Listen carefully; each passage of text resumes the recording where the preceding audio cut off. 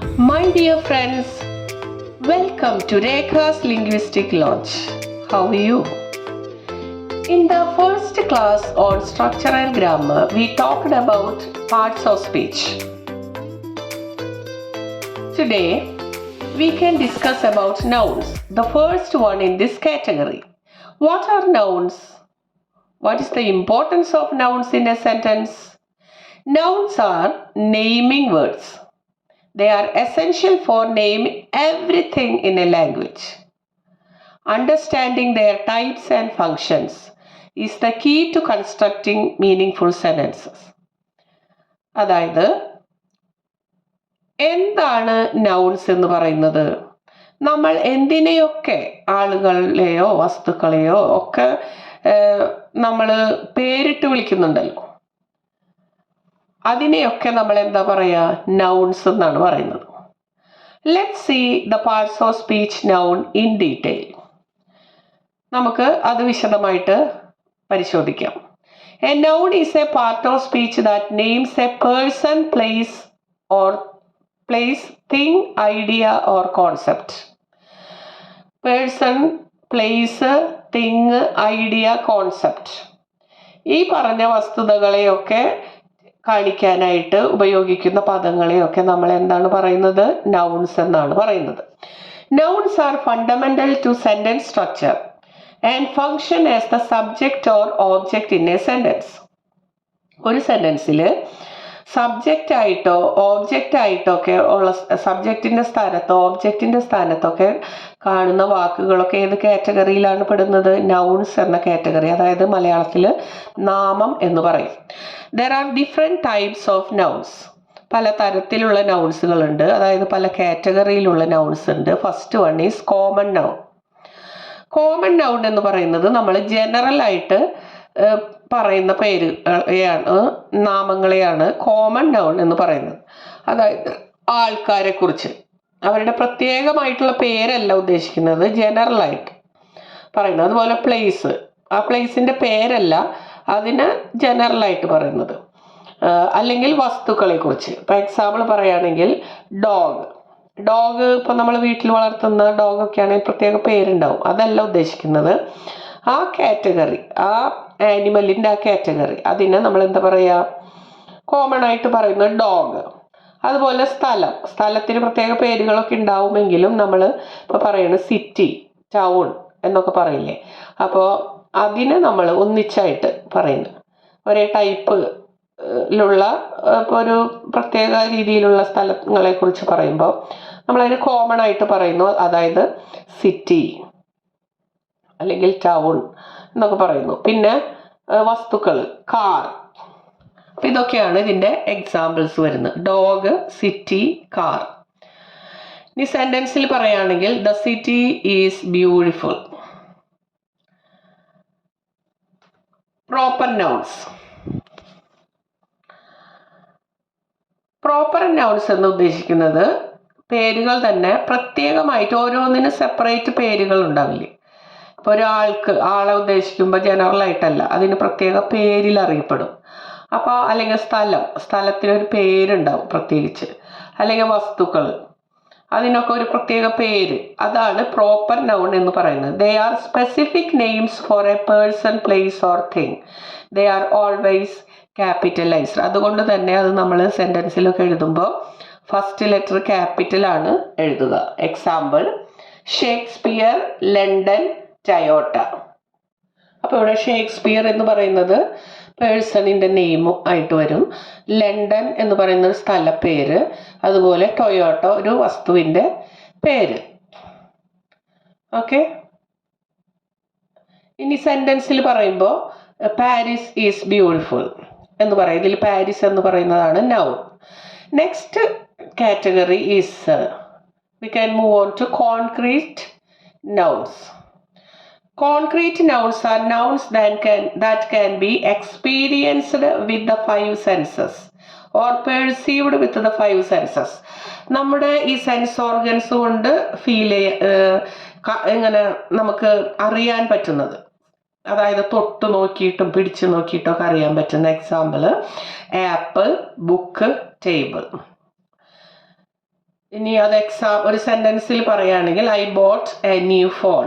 ആ ഫോണാണ് അതിലത്തെ നൗൺ എന്ന് പറയുന്നത്. അപ്പോൾ ഒരു തിങ് ആണ്, നമുക്കത് ശരിക്കും പിടിച്ചു നോക്കാനും കാണാനും ഒക്കെ പറ്റും. That is coming in the category concrete nouns.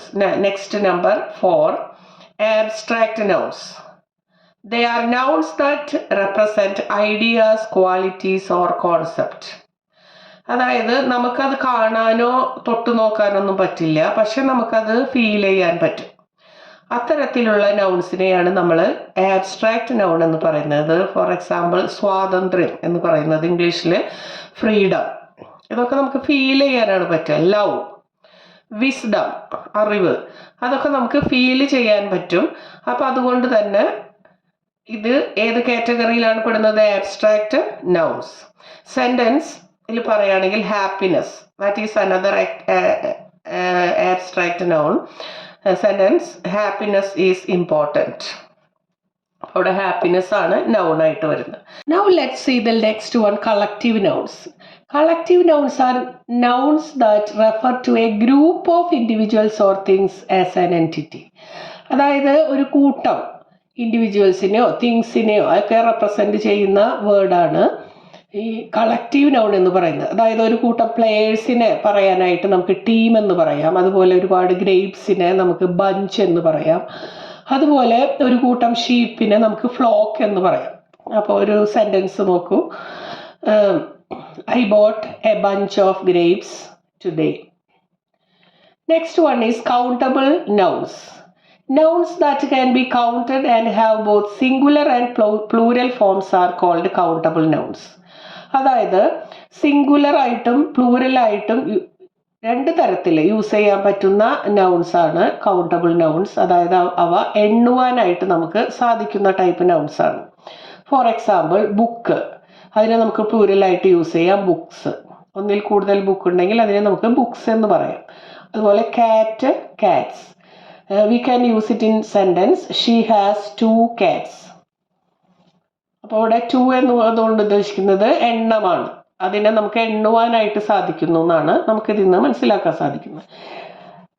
The next one is uncountable nouns. ഇതിൻ്റെ ജസ്റ്റ് ഓപ്പോസിറ്റ്. അതായത് കൗണ്ടബിൾ നൗൺസ് എണ്ണാൻ പറ്റുമെങ്കിൽ അൺകൗണ്ടബിൾ നൗൺസ് നമുക്ക് എന്ത് ചെയ്യാൻ പറ്റില്ല? എണ്ണാൻ പറ്റില്ല. അതൊരു ക്വാണ്ടിറ്റി, അളവ് മാത്രമാണ് നമുക്ക് മനസ്സിലാക്കാൻ സാധിക്കുന്നത്. Nouns that cannot be counted and do not have plural forms are called uncountable nouns. അതായത് പ്ലൂരൽ ഫോം ആയിട്ട് നമുക്കതിനെ ആ നൗണിൻ്റെ പേര് എന്താണോ അതിൻ്റെ കൂടെ നമുക്കത് പ്ലൂരലായിട്ട് എഴുതാൻ പറ്റില്ല. എക്സാമ്പിൾ നോക്കാം. Milk, information, rice. അതെങ്ങനെയാണ് നമ്മൾ പ്ലൂറലായിട്ട് എഴുതാൻ പറ്റുക? ഇപ്പോൾ ഇപ്പോൾ മിൽക്കിനെ സംബന്ധിച്ച് അതെടുക്കുന്ന ഒരു കണ്ടെയ്നർ വെച്ചിട്ട് നമുക്ക് പറയാം. സിംഗുലറായിട്ട് എ ഗ്ലാസ് ഓഫ് മിൽക്ക്. മിൽക്കിനല്ല നമ്മൾ പ്ലൂരൽ കൊടുക്കുന്നത്. ഇനി അത് പ്ലൂരലിൽ പറയുകയാണെങ്കിൽ ഗ്ലാസസ്, അതെടുക്കുന്ന കണ്ടെയ്നറിനാണ് നമ്മൾ പ്ലൂരൽ ഫോം കൊടുക്കുന്നത്, ഗ്ലാസസ് ഓഫ് മിൽക്ക്. അതുപോലെ piece of information, pieces of information. A bowl of rice, bowls of rice. The next one is compound nouns. What are compound nouns? Nouns made up of 2 or more words are called compound nouns. ഒന്നോ അതിലധികമോ വേർഡുകൾ ഒന്നിച്ചു ചേർത്ത് ഒറ്റ വാക്കായിട്ട് use ചെയ്യുന്നതിനെയാണ് നമ്മൾ compound nouns എന്നതുകൊണ്ട് ഉദ്ദേശിക്കുന്നത്.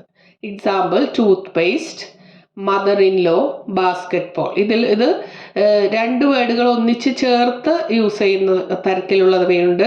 അതുപോലെ hyphen ചേർത്ത്, ഹൈഫനേറ്റഡ് വേർഡ്സ് എന്ന് പറയും. Mother hyphen in hyphen law, അതേപോലെ.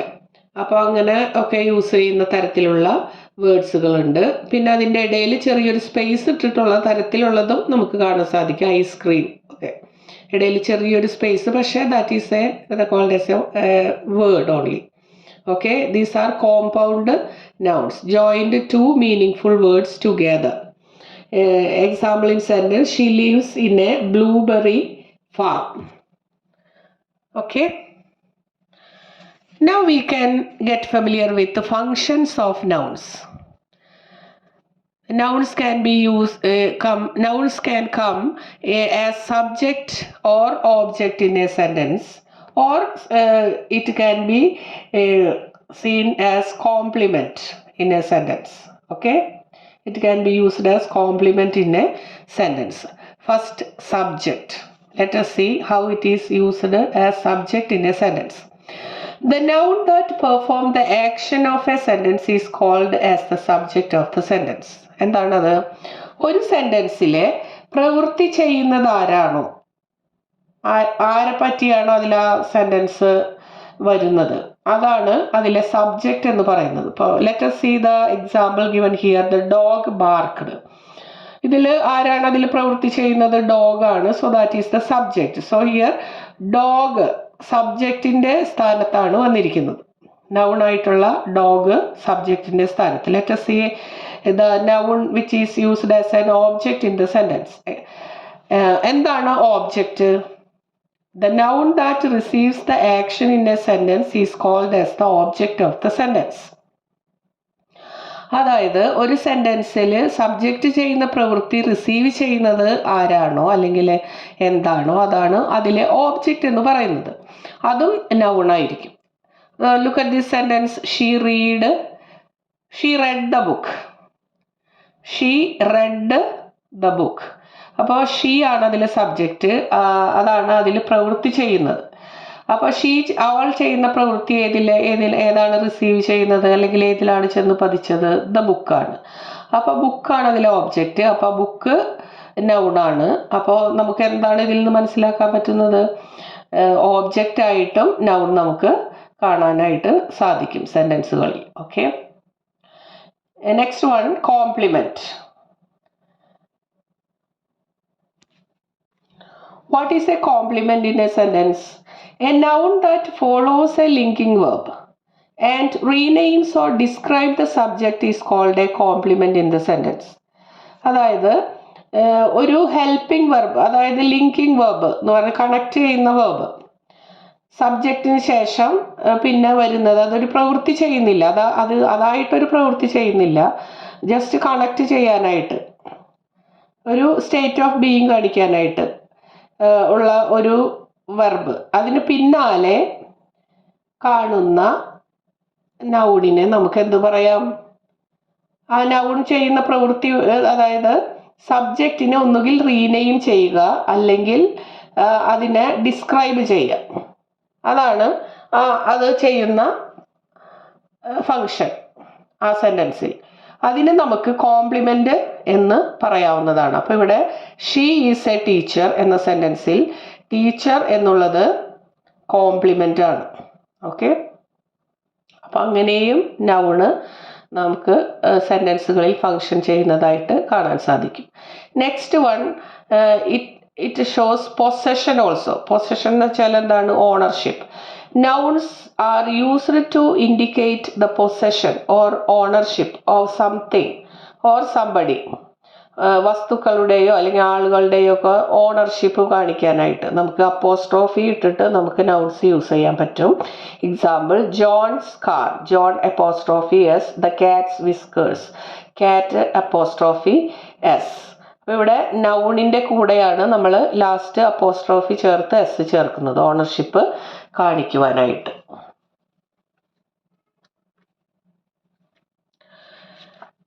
Next, let's discuss about noun forms now. Okay, first one, nouns can be used in singular and plural form. That is, there are singular nouns and plural nouns. In this category, there are regular plural nouns and irregular plural nouns. Which are regular plural nouns? Regular plural nouns typically add s or es with the noun. For example, cats. Cat ആണ് singular, അതിൻ്റെ കൂടെ S ചേർക്കുമ്പോൾ നമ്മൾ just S ആണ് ചേർക്കുന്നത്, Katz. Box singular ആണ്, അത് plural ആക്കുമ്പോൾ നമ്മൾ ഇ എസ് ചേർത്തിട്ടാണ് നമ്മൾ പ്ലൂറൽ ആക്കുന്നത്, ബോക്സസ്. പക്ഷേ ഇത് രണ്ടും എസ് ചേർത്തും ഇ എസ് ചേർത്തും പ്ലൂരലാക്കുന്നതിനെ നമ്മൾ റെഗുലർ വെർബ്സ് എന്ന കാറ്റഗറിയിലാണ് നമ്മൾ പഠിച്ചിട്ടുള്ളത്. ഇനി അടുത്തത് എന്താണ്? Irregular plural nouns. ഇറഗുലർ ആയിട്ട് നമ്മൾ നൗൺസിന് പ്ലൂരൽ ഉണ്ടാക്കുമ്പോൾ നമ്മൾ സാധാരണ ഫോളോ ചെയ്യുന്ന റൂളല്ല, എൻറ്റയർലി ഡിഫറെൻറ്റ് വേയിൽ നമ്മൾ പ്ലൂരൽ ഉണ്ടാക്കുന്ന ഒരു രീതി. Irregular plural nouns change their form entirely. അത് എസ്ഒ ഇ എസ്ഒ ചേർത്തിട്ടല്ല, എൻറ്റയർലി ഡിഫറെൻറ്റ് ഫോമാണ് വരുന്നത്. Look at the example child, that is singular. When it becomes plural, it is children. We added REN after the word child. അതുപോലെ mouse പ്ലൂരലായി വരുമ്പോൾ അത് മൈസ് എന്നായിട്ടാണ് മാറുന്നത്. അപ്പോൾ ഇത്തരം മാറ്റങ്ങളൊക്കെ നമ്മൾ ശരിക്കും ബൈ ഹാർട്ട് തന്നെ പഠിക്കണം. ഇറഗുലർ പ്ലൂരൽ നൗൺസ് ഇംഗ്ലീഷ് ഭാഷയിൽ അത്ര അധികമൊന്നുമില്ല. ഒരുപാട് വരുന്നത് റെഗുലർ പ്ലൂരൽ നൗൺസ് ആണ്. Okay, now we can move on to possessive nouns. It shows ownership. That is singular possessive nouns are formed by adding S. For example, look at this. The girl's book. ഗേളിൻ്റെ, ഒരു പെൺകുട്ടി മാത്രം നമ്മൾ ഉദ്ദേശിക്കുന്നത്, ഒരു പെൺകുട്ടിയുടെ പുസ്തകം. Girl apostrophe S. അത് പ്ലൂരലായിട്ട് ഗേൾസിൻ്റെ ബുക്സ് എന്ന് പറയുമ്പോൾ നമ്മൾ എങ്ങനെയാണ് അപ്പോസ്ട്രോഫി എവിടെയാണ് ഇടുക? അതായത് plural possessive nouns are formed by adding an apostrophe at the end of the plural noun. അതായത് ഗേൾസ് എന്നെഴുതിയതിന് ശേഷം നമ്മൾ വെറുതെ ഒരു അപ്പോസ്ട്രോഫി ഇട്ടാൽ മതി. ഗേൾസ്. അത് നമ്മൾ പറയുമ്പോൾ നമുക്കത് അത്ര കറക്റ്റായിട്ട് ഫീൽ ചെയ്യണമെന്നില്ല. എഴുതുമ്പോൾ അത് ഗേൾസ് എന്നെഴുതിയിട്ട് ജസ്റ്റ് ഒരു അപ്പോസ്ട്രോഫി ഇടുക റിട്ടൺ ലാംഗ്വേജിൽ. Girls' books. ഓക്കെ, ഗേൾസിൻ്റെ ബുക്സ്. ഇൻ്റെ, ഉഡേ എന്നൊക്കെ കാണിക്കാനായിട്ടാണ് നമ്മളത് ചേർക്കുന്നത്, ഈ അപ്പോസ്ട്രോഫി വരുന്നത് ഇവിടെ. ഇനി നേരത്തെ പറഞ്ഞല്ലോ ഇറഗുലർ പ്ലൂരൽ നൗൺസ്. ഇപ്പോൾ ചൈൽഡ്, ചിൽഡ്രൻ. അപ്പോൾ ചൈൽഡിൻ്റെ എന്ന് പറയുമ്പോൾ നമ്മൾ ചൈൽഡ്സ് എന്ന് പറയുമല്ലോ, ചൈൽഡ് അപ്പോസ്ട്രോഫി എസ്. അപ്പോൾ അതായത് ഇവിടെ ഇറഗുലർ പ്ലൂരൽ ഫോമാണ് ഇതിൻ്റെ വരുന്നത്, ചിൽഡ്രൻ എന്നാണ്. അപ്പം അതിൻ്റെ ഓണർഷിപ്പ് കാണിക്കാനായിട്ട് നമ്മൾ എന്താ ചെയ്യുക? ചിൽഡ്രൻ അപ്പോസ്ട്രോഫി എസ്, കുട്ടികളുടെ എന്ന് കാണിക്കാനായിട്ട്. Okay, so I think it is clear to you. Now moving on to gender of nouns. In this category there are 3 types: masculine, feminine and neuter. First category, masculine. Nouns that denote male entities. Example, actor, king. മെയിൽസിനെ സംബന്ധിച്ച് ഉള്ള nouns, അതിനെ പരാമർശിക്കുന്ന ടൈപ്പിലുള്ള nouns.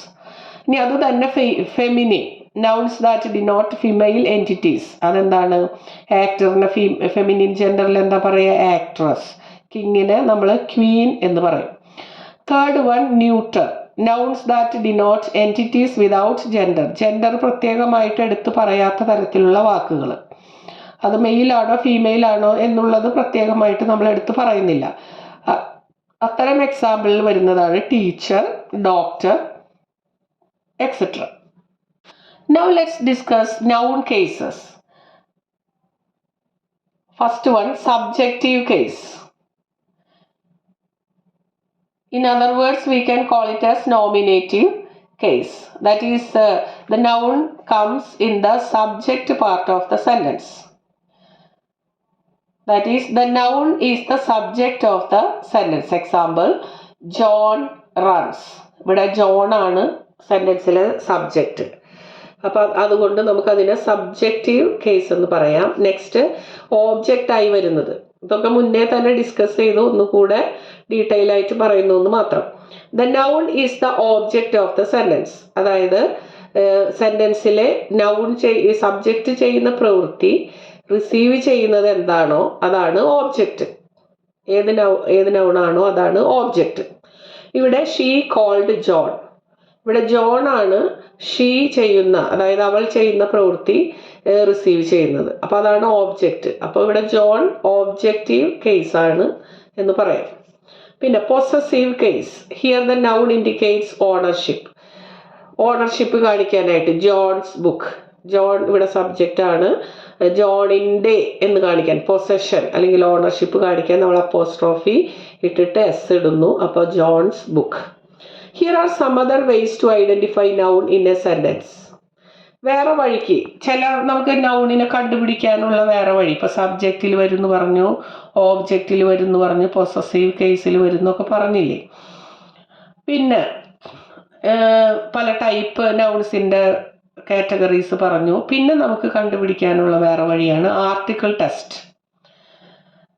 Article എന്താണ് ഇംഗ്ലീഷിൽ? Article 3 ആർട്ടിക്കിളാണ് ഇംഗ്ലീഷിൽ പറയപ്പെടുന്നത്. എ, ആൻ, പിന്നെ the, THE the. If you can place an article, അതായത് a, an or the, before a word it makes sense. And it makes sense, the word is likely a noun. അതായത് സെൻറ്റൻസിൽ ഏതെങ്കിലും വേർഡിൻ്റെ മുന്നിലായിട്ട് നമ്മൾ A വയ്ക്കുകയോ അല്ലെങ്കിൽ an ചേർക്കുകയോ അല്ലെങ്കിൽ the ചേർക്കുകയോ ചെയ്തിട്ട് ആ വേർഡ് സെൻസിബിളായിട്ട് വരികയാണെങ്കിൽ അതിനെ നമ്മൾക്ക് നൗൺ ആണെന്ന് ഉറപ്പിക്കാനായിട്ട് സാധിക്കും. ഫോർ എക്സാമ്പിൾ, എ ബുക്ക്, ബുക്കിൻ്റെ മുന്നിൽ നമുക്ക് എ വയ്ക്കാൻ പറ്റും. അതുപോലെ an apple, the cat. Okay, മറ്റു വേർഡ്സിൻ്റെ മുന്നിലൊന്നും നമ്മളങ്ങനെ എ വയ്ക്കില്ല, എയോ ആർട്ടിക്കിൾസ് വെക്കാറില്ല. Next one, plural form. If a word can be made plural it is probably a noun. ഏതൊക്കെ വേർഡുകളാണ് സെൻറ്റൻസിൽ പ്ലൂരൽ ഫോമിൽ എഴുതാൻ പറ്റുന്നത് അതൊക്കെ നൗൺ കാറ്റഗറിയിലാണ് പെടുക. Example, dogs, books. പിന്നെ function of noun in a sentence. The nouns determine if the word functions as the subject, object or complement. ഒരു സെൻറ്റൻസിൽ സബ്ജക്റ്റ് പാർട്ടിൽ വരുന്നത്, ഓബ്ജക്റ്റിൽ പാർട്ടിൽ വരുന്നത്, കോംപ്ലിമെൻറ്റ് പാർട്ടിൽ വരുന്നതൊക്കെ ഏത് കാറ്റഗറിയിലുള്ള പാർട്സ് ഓഫ് സ്പീച്ചാണ്? നൗൺ ആയിരിക്കും.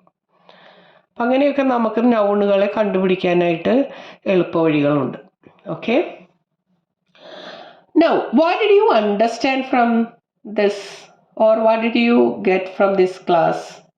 Yes, nouns are a crucial element of grammar, providing the names for everything we talk about. Understanding their types, forms and function helps in mastering sentence construction and improving language skills. Okay, my dear friends, here I am winding up the class today. We can know more about pronouns in the next class. Thank you so much.